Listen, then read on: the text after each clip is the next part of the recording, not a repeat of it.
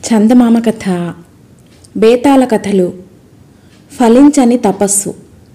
విసుగు చెందని విక్రమార్కుడు తిరిగి చెట్టు వద్దకు వెళ్ళి శవాన్ని దించి భుజాన వేసుకుని మౌనంగా శ్మశానానికేసి నడవసాగాడు. అప్పుడు శవంలోని బేతాళుడు, రాజా, నీ పట్టుదల మెచ్చుకోదగినదే. కానీ ఆఖరు క్షణంలో దీక్ష యావత్తు పోగొట్టుకొని మాండవ్యుడిలాగా అయిపోతావేమో ఆలోచించుకో. నీకు శ్రమ తెలియకుండా ఉండగలందులకు ఆయన కథ చెబుతాను విను అంటూ ఈ విధంగా చెప్పసాగాడు. పూర్వం నైమిషారణ్యంలో మాండవ్యుడనే మహాముని ఉండేవాడు. ఆయనకు ప్రపంచంలో మూర్ఖత్వము, మోసము, పాపము తప్ప ఇంకేమీ లేనట్టు తోచింది. ఇవాళ అమాయకులుగా ఉన్న పిల్లలు రేపు పెరిగి పెద్దవారై సమస్త పాపాలు చేస్తారు. ప్రపంచాన్ని చూస్తున్న కొద్దీ ఆయనకు సృష్టి మీద రోత పుట్టింది. ఆ సృష్టికి కారకుడైన ఈశ్వరుడిపైన ఆగ్రహం పుట్టుకొచ్చింది. అందుచేత ఆయన ప్రపంచాన్ని నిర్మూలించటానికి గాను శివుణ్ణి గురించి మహాకఠోరమైన తపస్సు ప్రారంభించాడు. మాండవ్యుడు నైమిషారణ్యంలో ఒక నిర్జన ప్రదేశాన ఒంటికాలిపై నిలబడి చేతులు పైకెత్తి పద్మంలాగా పెట్టి నిశ్చల సమాధిలో అతి కఠోరంగా తపస్సు చేయసాగాడు. ఈ సమాధిలో ఉండి ఆయన, పరమేశ్వర, నీవు ఈ సృష్టిని లయం చేసేదాకా నేను చలించకుండా ఇలాగే తపస్సు సాగిస్తాను అన్నాడు. కొంతకాలం గడిచింది. మాండవ్యుడి తపశ్శక్తికి పంచభూతాలు చలించసాగాయి. భూమి కంపించింది.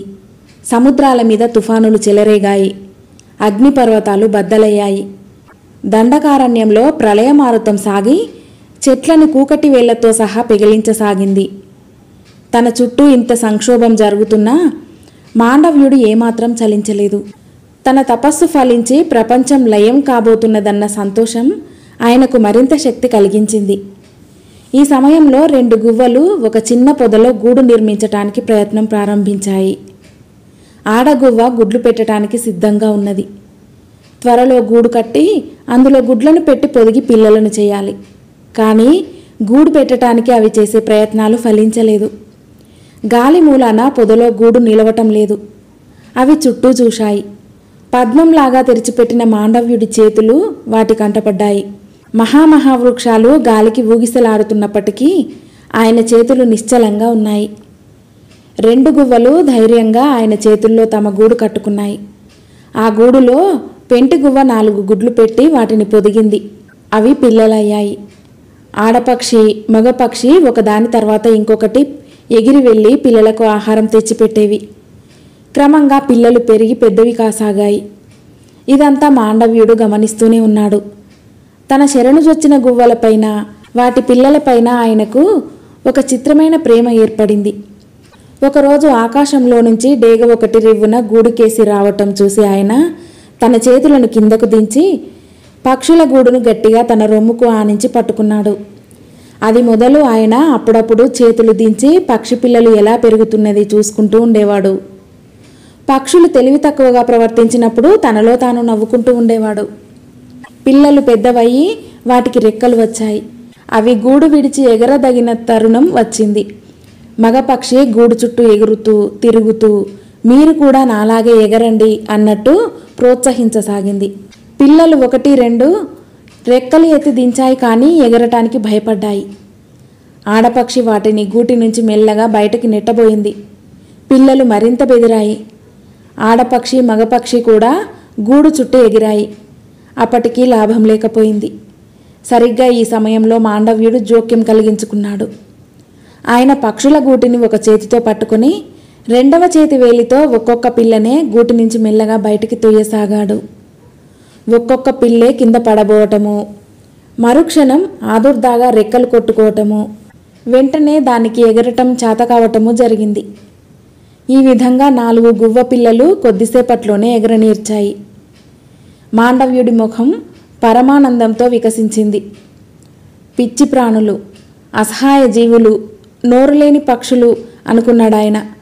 ఆ గువ్వ కుటుంబం తలుచుకొని ఆయన హృదయం ప్రేమతోనూ జాలితోనూ నిండిపోయింది. ఇంతలో ఆయనకు అకస్మాత్తుగా తన తపస్సు మాట జ్ఞాపకం వచ్చింది. ఆయన చుట్టూ కలియ చూశాడు. గాలి ఎప్పుడో నిలిచిపోయింది. అంతకు పూర్వం విరిగి పడిపోయిన చెట్లు చిగుర్చుతున్నాయి. ఈశ్వరుడు తన కోరికను నెరవేర్చలేదని మాండవ్యుడికి తెలిసిపోయింది. కానీ ఆయన ఆశాభంగం చెందలేదు. ఒక్కసారి పైకి చూసి ఒక చిరునవ్వు నవ్వి, పరమేశ్వర, నువ్వు ఈ ప్రపంచాన్ని ఎందుకు లయం చేయటం లేదో నాకు అర్థమైంది. నీ ఇష్ట ప్రకారమే జరగని అంటూ తన ఆశ్రమానికి తిరిగి వెళ్ళి ఎప్పటిలాగే ఆశ్రమవాసం చేయసాగాడు. బేతాళుడి కథ చెప్పి, రాజా, మాండవ్యుడి తపస్సు భగ్నం కావటానికి నిజమైన కారణమేమిటి? సమాధిలో ఉండి చేతులు కదిలించటం వల్లనా? గువ్వలను గమనించటం వల్లనా? అంతకాలం కఠోర తపస్సు చేసి ఆయన అర్థం చేసుకున్నదేమిటి? ఈశ్వరుడు ప్రపంచాన్ని ఎందుకు లయం చేయటం లేదు? ఈ ప్రశ్నలకు సమాధానాలు తెలిసి కూడా చెప్పకపోయావో నీ తల పగిలిపోతుంది అన్నాడు. అప్పుడు రాజు, మాండవ్యుడి తపస్సు భగ్నమైనది గువ్వల మూలంగా. ఆయనకు వాటిపై జాలి కలిగిన క్షణం నుంచి ఆయన తపస్సు చేయలేదు. మానవ మాతృడైన మాండవ్యుడికే దిక్కులేని పక్షులపై అంత ప్రేమ, జాలి ఉంటే పరమేశ్వరుడికి ప్రాణకోటిపై ఇంకా ఎంత ప్రేమ, ఎంత జాలి ఉండవచ్చు? తనలాగే ఈశ్వరుడికి కూడా ప్రపంచంపై రోత పుట్టి ఉంటుందనే అపోహతో మాండవ్యుడు తపస్సు ప్రారంభించాడు. కానీ ఈశ్వరుడికి ప్రాణికోటి యొక్క మూర్ఖత్వాన్ని, పాపాన్ని సహించే శక్తి ఉన్నదని తెలుసుకోగానే ఆయన మనసు మారిపోయింది అని విక్రమార్కుడు జవాబు చెప్పాడు. రాజుకి ఈ విధంగా మౌనభంగం కాగానే బేతాళుడు శవంతో సహా మాయమై మళ్ళీ చెట్టు వద్దకు తిరిగి వెళ్ళాడు. కథ సమాప్తం.